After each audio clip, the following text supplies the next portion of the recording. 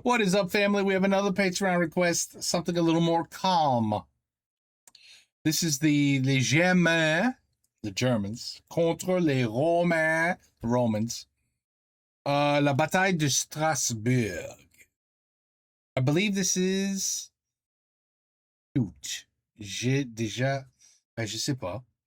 4 of 8 or 4 of 9 or 5 of 9. It doesn't really matter. On continue where we left off. Nous sommes en Europe, au début du IVe siècle après Jésus-Christ. Après avoir frôlé l'effondrement suite à une crise politique, militaire et économique, l'Empire romain semble à nouveau stable. Sous l'autorité de Constantin le Grand, la frontière nord est protégée des pillards grâce à l'enrôlement de Germains au service de Rome. Ces Germains peuvent être soumis, comme les Francaliens ou les Vandales, ou bien traités comme des partenaires, comme les Visigoths. De plus, la nouvelle religion commune, le christianisme, rend le pouvoir inébranlable et inviolable. Sur le papier, en effet, l'Auguste est désormais le représentant de Dieu sur la terre. Chef de l'armée, chef de l'Église et chef de l'État, Constantin ramène la stabilité après des siècles de complot au sommet du pouvoir. Il ne lui reste qu'un seul défi, un seul, avant de devenir intouchable, détruire la menace perse, s'emparer des routes commerciales de l'Orient et ramener la prospérité dans son empire. Ainsi, à l'aube d'une nouvelle guerre à l'Est, le règne de Constantin ouvre la période du Bas Empire. That's right. Christianity is running wild right now. Après l'anarchie militaire et la tétrarchie, les Romains, dont la capitale est maintenant Constantinople, veulent connaître un nouvel âge d'or. Malheureusement, et comme à leur habitude, rien n'a été prévu pour la succession du pouvoir. Si Constantin meurt subitement, ses fils risquent de se déchirer dans une nouvelle guerre civile.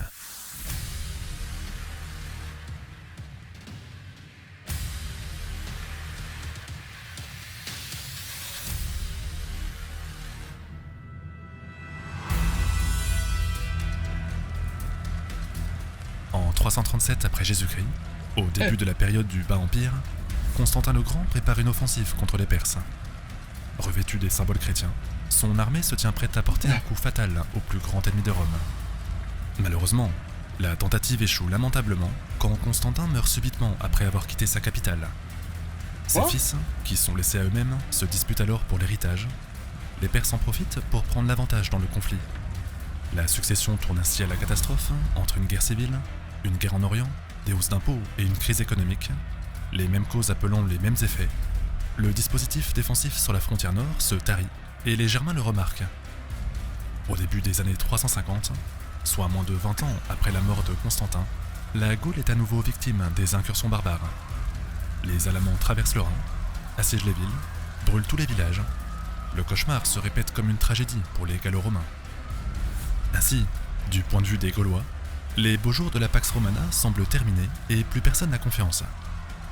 Pourtant, dans l'épisode 1 de cette série, nous avions parlé de la romanisation sous un angle positif. Les nobles guerriers, qui jadis avaient combattu pour Vercingétorix, étaient devenus des magistrats.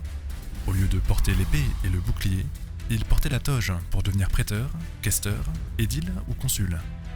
La tribu celte, dominée par le chef, était devenue la civitas, un échelon désormais encastré dans un système étatique mêlant province, diocèse et préfecture.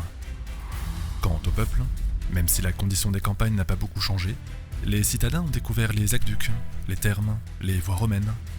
Les vieux oppidums, pensés pour la défense, ont laissé place à des cités, pensées pour le commerce. La capitale des Arvernes, par exemple, n'était plus Gergovie, mais Augusto Nemetum, une ville où il faisait bon apprendre, habiter et marchander.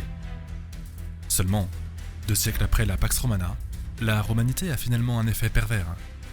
En liant le destin de la Gaule à celui de Rome, les Gallo-Romains ont subi les incohérences du projet impérial.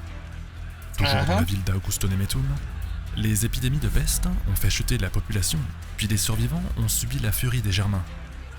La ville a même fini par se dépeupler, de 15 ou 20 000 habitants en l'an 150 à seulement 700 ou 1000 en l'an 400.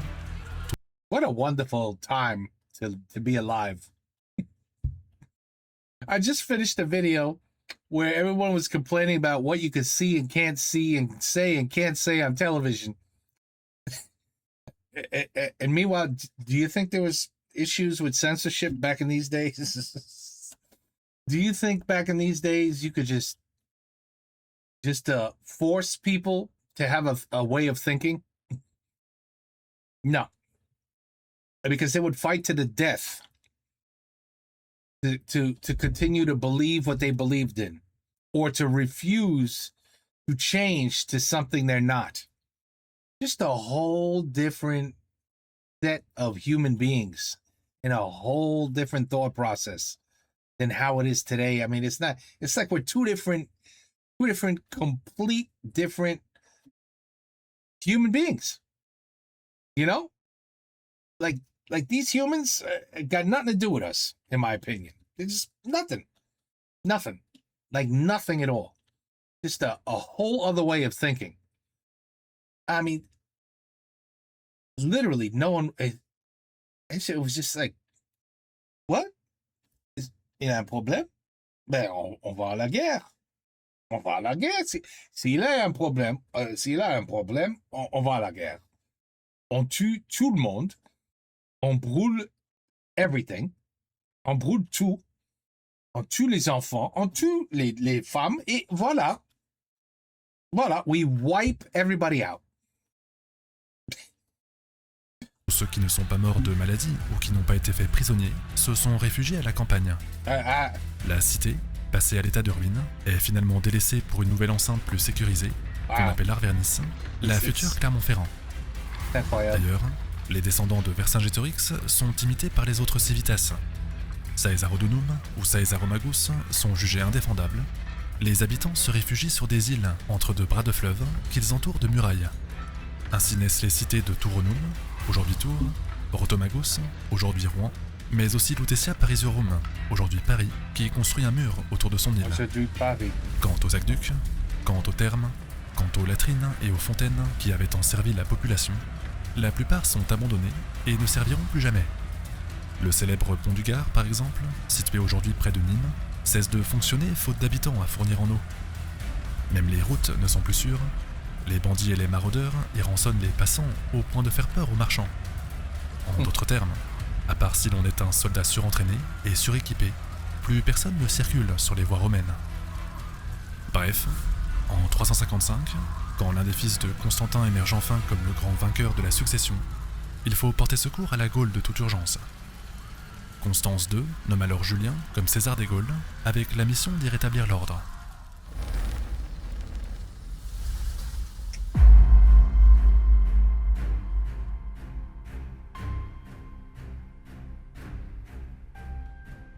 En 355, quand Julien devient le César des Gaules, le territoire des Gallo-Romains est soumis à des invasions germaniques. Julien arrive alors en catastrophe près de Lugdunum, aujourd'hui Lyon, et se rend compte de l'ampleur du désastre. En effet, tout le nord-est de la Gaule est ravagé par des pillards venus de Germanie. La zone, comprise entre la Seine, l'Yonne, la Loire, le Rhône et le Rhin, est littéralement ravagée de fond en comble.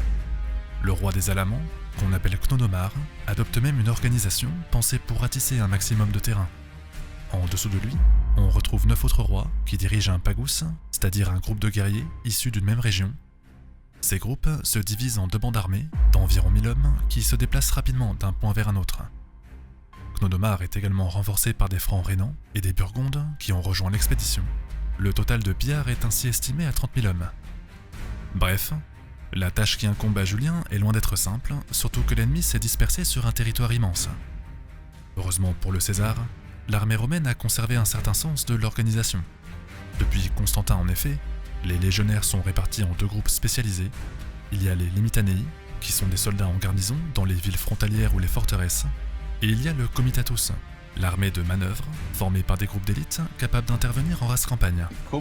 Selon les tâches et les missions de chacun, le recrutement, l'équipement et l'entraînement des troupes est différent. Par contre, quand il arrive à Lugdunum, le Comitatus de Julien n'est fort que de 13 000 hommes.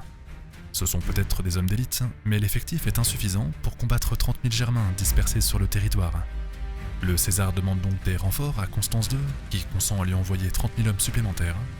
Et en attendant, Julien délivre Lugdunum, remonte par la voie romaine jusqu'à Augustodunum, sauve la capitale des Édouins, puis se porte vers Agedincum, aujourd'hui Sens, et Durocortorum, aujourd'hui Reims. De là, même si la victoire est encore très incomplète, il veut tenter une manœuvre assez risquée pour battre tous les Alamans d'un seul coup. Première étape, all at plutôt once. que de pourchasser les groupes de pillards un par un, Julien place ses limitanei, soldats de garnison, dans toutes les villes fortifiées de la Seine, de la Loire, de Lyon et du Rhône. De la Seine. Faisant ainsi, il bloque tous les passages vers l'ouest et le sud.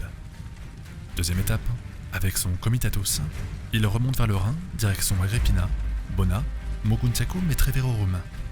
Bien à l'abri dans ses places fortes, il surveille ainsi toutes les voies romaines qui mènent en Germanie.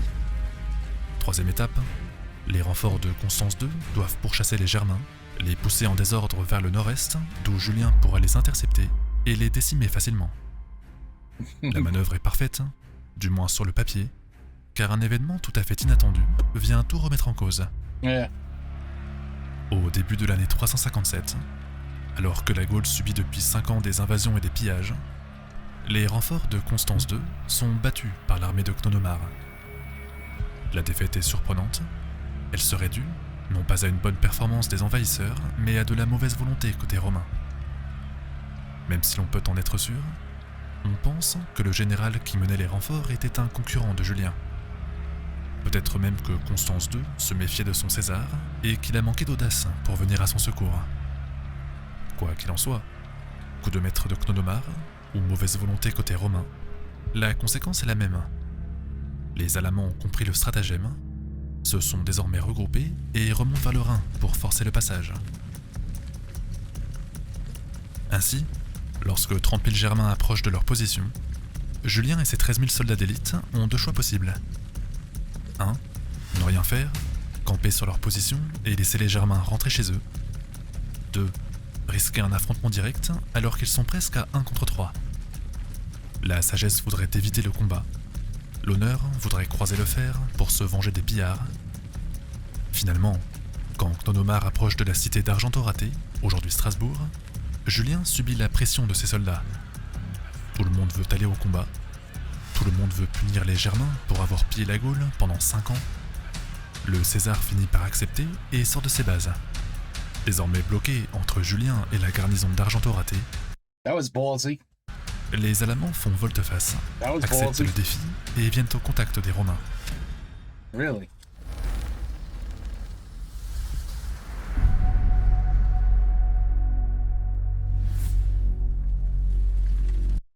One second. Okay. Nous sommes en août 357, dans les environs d'Argentoraté, aujourd'hui Strasbourg. Sous la chaleur insupportable de l'été, le roi des Alamans, qu'on appelle Cnonomar, s'apprête à affronter Julien, le César des Gaules. Sur le papier, l'avantage est clairement en faveur du germanique. Il dispose d'environ 30 000 hommes, répartis comme suit. Des troupes légères en embuscade, qui ont investi une forêt située sur sa droite. Des masses de guerriers formant des blocs sur le centre et une cavalerie très nombreuse située sur sa gauche.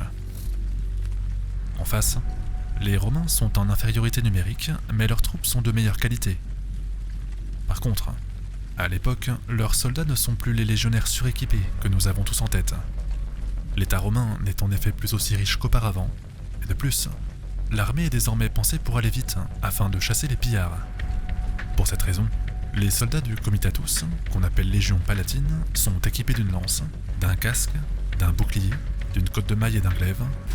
Les palatins sont aussi accompagnés d'archers, en très grand nombre, et de cavaliers, qu'on appelle cataphractes. Le déploiement de Julien est donc fort simple, la cavalerie sur la droite, les palatins devant, et les archers derrière. Deuxième chose, pour protéger les flancs, Julien place ses auxiliaires sur les côtés. Comme nous l'avons vu dans l'épisode précédent, de nombreux Germains habitent désormais sur les frontières de l'Empire, avec un statut juridique spécial. Ensuite, Julien place une force d'infanterie sur la gauche, devant la forêt, pour aller y débusquer l'ennemi. Enfin, ses meilleurs hommes sont placés derrière le dispositif pour superviser l'ensemble. Appelés la Legio Palatina Primani, ces soldats sont réputés invincibles et sont triés sur le volet. En cas de percée de l'ennemi, ils se jetteront dans la mêlée pour aller sauver leurs camarades. You have to admit, these battle explanations, they're excellent. They really make you believe, like I feel like I'm in this war. I'm a part of this battle. It's really well done. I know a lot of it is AI, but it's very well done. Confiant, Julien prend l'initiative et déclenche les manœuvres. À gauche, les troupes légères engagent le combat dans la forêt. À droite, les cataphractes foncent sur la cavalerie germaine. Derrière, les archers et les palatins se tiennent prêts, mais malheureusement, si les Alamans sont en déroute dans les bois, Cnodomar a prévu son coup et tend un piège sur sa gauche. À la vue des cataphractes, les Germains restent en ligne, bloquent l'avancée romaine avant de se découvrir pour que des piquiers surgissent depuis les rangs. Ces derniers foncent alors sur les cavaliers avec leurs piques, visent les pattes et le ventre des chevaux pour les mettre à terre. I hate hearing that shit. I really do. Je déteste attendre ça. The damn horse is such a beautiful, kind animal. And yeah, I don't even want to talk about it. I'm gonna pretend I didn't hear that. Provoquant une véritable panique dans les rangs de Julien. En effet, puisqu'ils se font dépecer sur place, les cataphractes battent en retraite dans la confusion la plus totale. Saisissant l'instant, Cnodomar pousse son avantage et déclenche un assaut général. Son infanterie s'avance en bloc, d'abord en marchant, puis en courant, enfin en hurlant pour se jeter sur les palatins. L'objectif, jouer sur la masse et le poids du nombre pour faire céder les Romains. Malgré la panique, Julien garde son sang-froid et gère parfaitement la situation. Il remet sa cavalerie en ordre, puis se rend au devant du front, se montre ainsi parmi ses hommes, en plein milieu du danger, et leur demande de tenir. L'effet sur le moral des troupes fait son œuvre, la ligne reste stable, solide, inébranlable. Les Germains ont beau se jeter sur les Romains ou s'entrechoquer sur leurs boucliers, les Palatins leur font face. Et tandis qu'ils résistent, les projectiles continuent de pleuvoir par-dessus la mêlée. Les flèches, les javelots, les pierres et les traits de différents calibres, les blessés s'amoncellent sur le sol, rendant toute manœuvre impossible pour les Alamans. Qu'importe néanmoins, malgré ces pertes très importantes, Cnodomar n'a pas d'autre choix que de tenter le tout pour le tout. Avec ses meilleurs hommes, il revient à la charge pour faire une percée, réussit à enfoncer les lignes sur plusieurs dizaines de mètres, mais les Primani vaillent au grain. Dès lors que la brèche est faite, ils viennent au secours de leurs camarades, rétablissent l'équilibre, puis mènent la contre-offensive.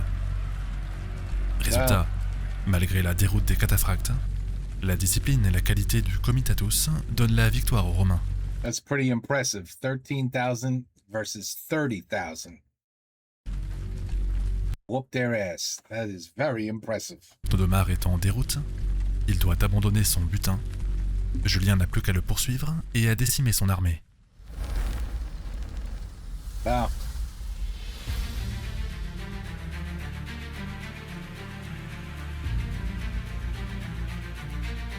Après avoir chassé les Alamans, Julien poursuit les pillards en Germanie et organise une campagne punitive au-delà du Rhin.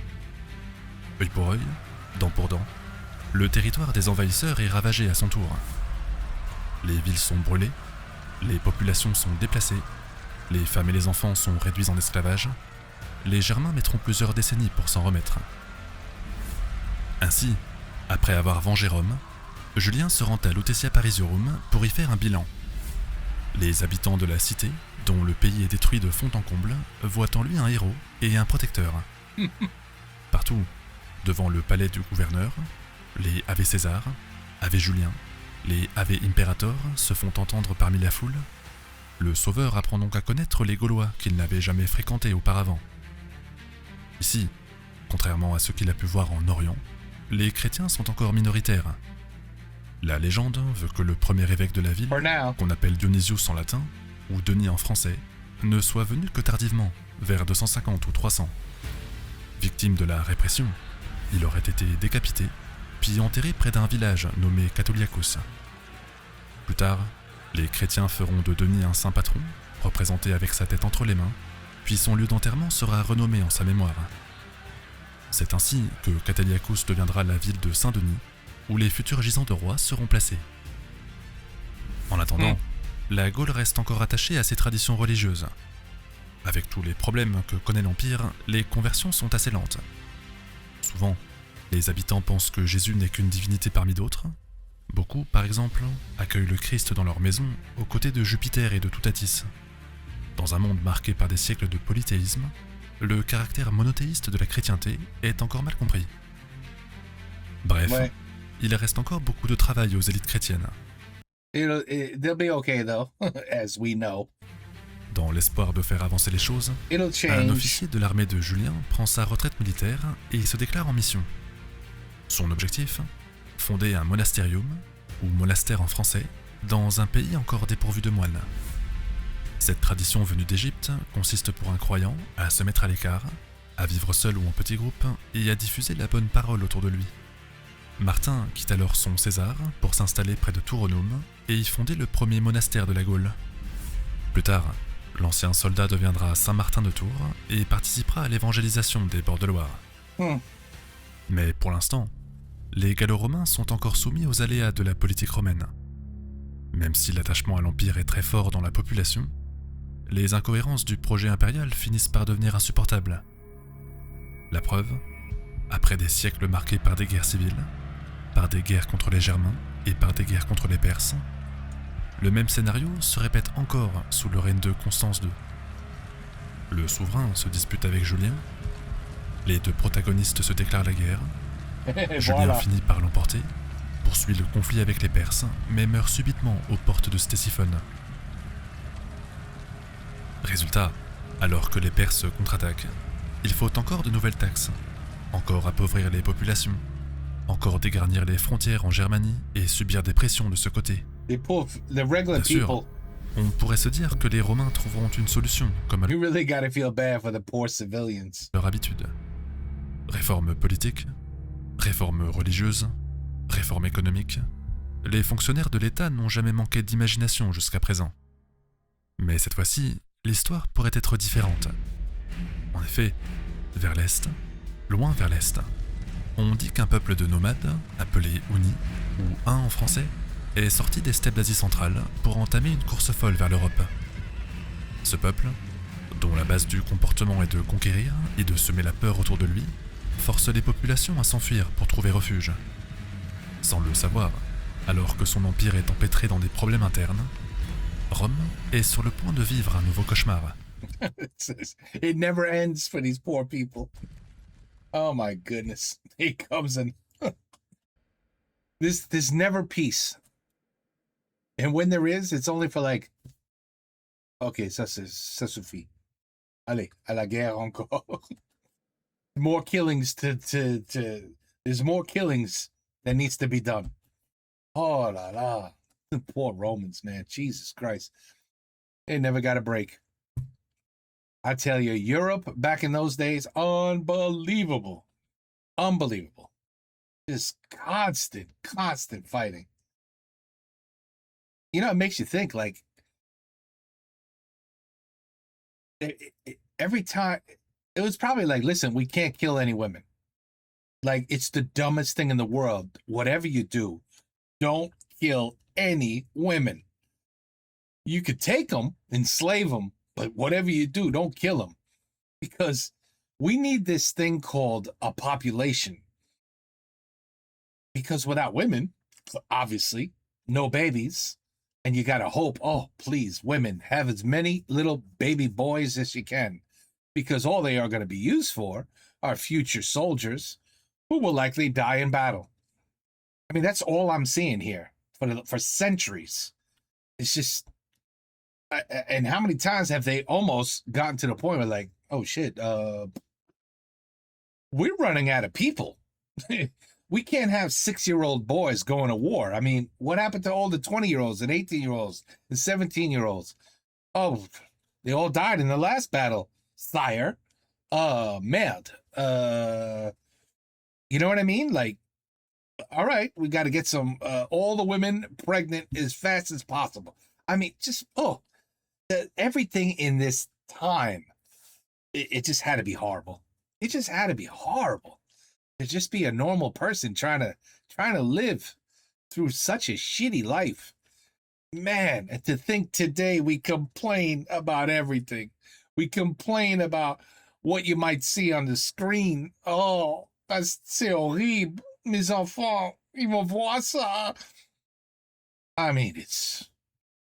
The curse word, F-U-C-K. Oh, la, la, that's terrible. Try living in this era. Oh, my God. Well, anyway. And then what, Strasbourg, the war. Germany versus Rome, the Romans. And we're going to find out next very quickly who's coming to join the party. Who's coming to join the party and make the Romans once again not even have time to take a nap. We'll see. It's coming up next. Take care. Peace out. À la prochaine.